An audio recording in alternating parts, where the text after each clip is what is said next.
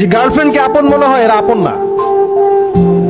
স্ত্রী সন্তানকে খুব আপন মনে হয়, আপনার মৃত্যুর পর 40 দিন সময় লাগবে না সব ভুলে যেতে। পিতা মাতা ভাই বোন সবাইকে আপন মনে হচ্ছে। পিতা মাতার স্থান বাবা মার পরে, আল্লাহ রসুলের পরে, সেটা ঠিক আছে, কিন্তু আপন আল্লাহ ছাড়া তারা নন। আপনি তাদের মনোপুত ভাবে নিজে প্রতিষ্ঠিত হতে পারবেন না, তারা আপনাকে চিনবে না। বলবো সারাটা জীবন তোর পিছনে এত টাকা ঢাললাম, কি করলি? কিচ্ছু করতে পারলি না। আবার এখন যারা পিতা মাতা হয়েছেন, সন্তানদেরকে আপন মনে হচ্ছে, দেখবেন এই সন্তানকে আপনি আপনার মনোপুত ভাবে সম্পত্তি দিতে পারবেন না, ভরণ পোষণ দিতে পারবেন না। এই সন্তান বড় হয়ে আপনাকে বৃদ্ধাশ্রমে পাঠিয়ে দিতে পারে, নাউজুবিল্লাহ। অথবা আপনার সাথে এই সন্তানই খারাপ ব্যবহার করবে। আপন মনে হচ্ছে? আল্লাহ ছাড়া কেউ আপন না। তিনি আরো বলেছেন, রাসূলুল্লাহ সাল্লাল্লাহু আলাইহি ওয়াসাল্লাম, কিয়ামতের আগে হত্যা বাড়তে থাকবে। হত্যা মানে একজন মানুষকে হত্যা করা হবে, মানুষ জানবে না আমাকে কেন মারা হচ্ছে, আর যে হত্যা করবে সেও বুঝবে না কেন ওকে মারলাম। হত্যা, হারাজ।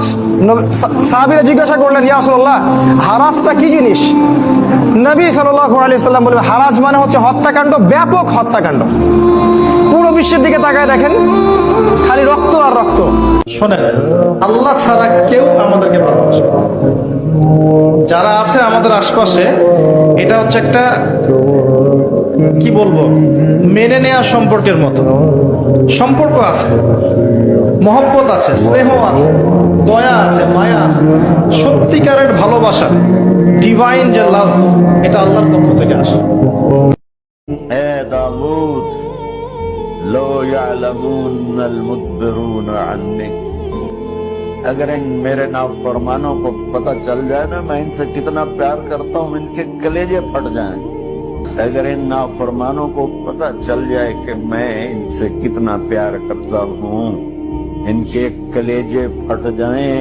दाऊद, जब नाफरमानों से इतना प्यार करता हूँ तो फरमाबरदारों से कितना करता हूँ। অহংকার করে হেঁটো না, মানুষের অহংকার সাজে না, অহংকার সাজে একজনের, তিনি কে? অহংকার কার চাদর? আল্লাহ বলে, এই চাদর ধরে যদি কেউ টান দেয়, ওরে আমি জাহান্নামে নিক্ষেপ করি, ফালা উবালি, আই ডোন্ট কেয়ার, ওরে আমি জাহান্নামে ফেলবো। অহংকার করার কি আছে আমাদের? কিছুই নাই। আল্লাহ, আপনি আমার গুনাহ মাফ করেন, ছোট গুনাহ, বড় গুনাহ, প্রকাশ্য গুনাহ, গোপন গুনাহ, ইচ্ছায় করেছে যে গুনাহ, অনিচ্ছায় করেছে যে গুনাহ, আল্লাহ সব গুনাহ আপনি মাফ করে দেন।